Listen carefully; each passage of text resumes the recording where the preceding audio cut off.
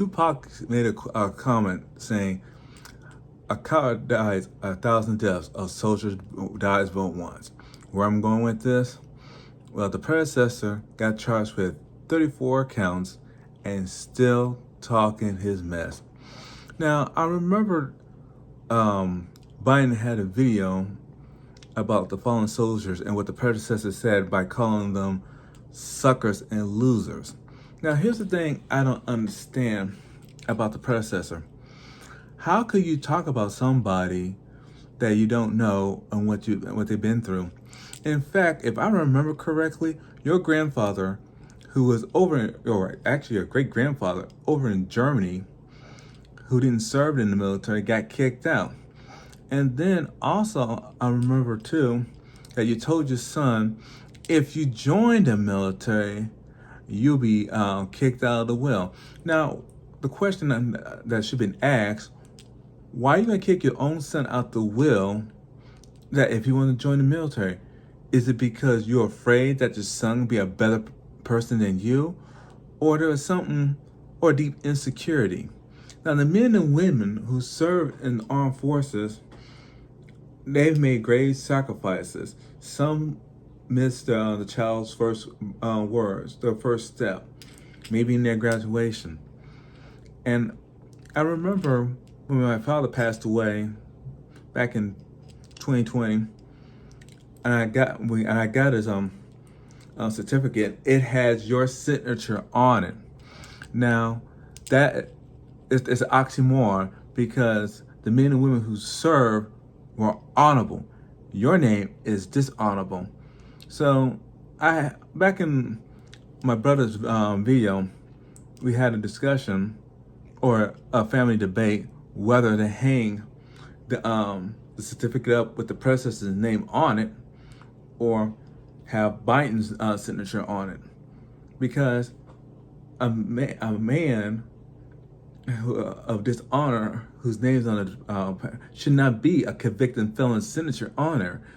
If a paper is supposed to be honorable, then why there's a dishonor? Now, the question I'm going to propose to you is: if a person's convicted of a felony and their rights get stricken away, should the predecessor's rights be stricken away for running for office? Should his rights of his signature be stripped from any legal documentation?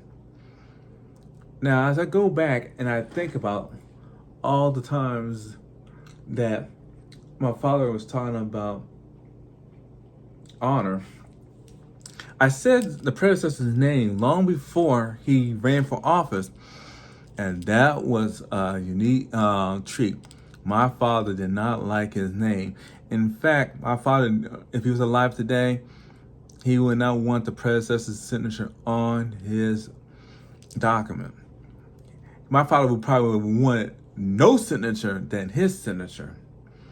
And the men and women who serve in the armed forces, they gave so much. And to sign off on paper that they're losers and suckers, you are a hypocrite. You're not a commander-in-chief. You are a commander-in-grief and commander-in-thief. You lied about stuff. You said stuff on the debate that was so unprecedented, not true, that for a person who's been convicted, you shouldn't have a platform. You even shouldn't have the right to debate. So the debate of the matter is, if people of America want a strong person, then you go with a person with at least some dignity and integrity. The predecessor don't have integrity. I remember a saying growing up, in war, there's no heroes or villains, but casualties. And a lot of men and women who served lost a lot. They sacrificed their mental health and physical. And yet, where were you where these men were in Operation Iraqi Freedom? In 63, the Bay of Pigs. 84, maybe 86, what happened in Beirut with the 6 Marines. in Panama, where Team 66 went after Manuel Noriega. Desert Shield, Desert Storm. Vietnam. Predecessor, where were you? You were in your white ivory tower, maybe at a golf course playing golf. And I remember 44 and 46, when Memorial Day came around, they were at the sites of the fallen soldiers. Where was the predecessor? Huh? I remember he was at Mar-a-Lago playing golf. Now, if you're supposed to be the leader of the free world, you have duties. You joked about 44 being on the golf course, and you joked about saying he played more golf than you, which, on the other hand, you play more golf than he did. Now, in military, you're active, you're attentive, you're always on guard, you're always on watch, protecting the unit. While these men and women was protecting our country and the unit, where were you currently? Oh yes, you were in the courtroom facing 34 counts of felony of the hush money and falling asleep. Now, everyone was talking about how Biden was, sick, and he fumbled.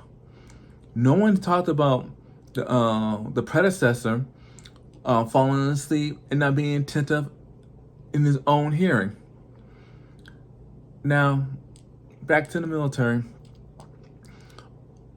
It's kind of weird and ironic that how a person who don't like the military, does not like the DOJ, run for office,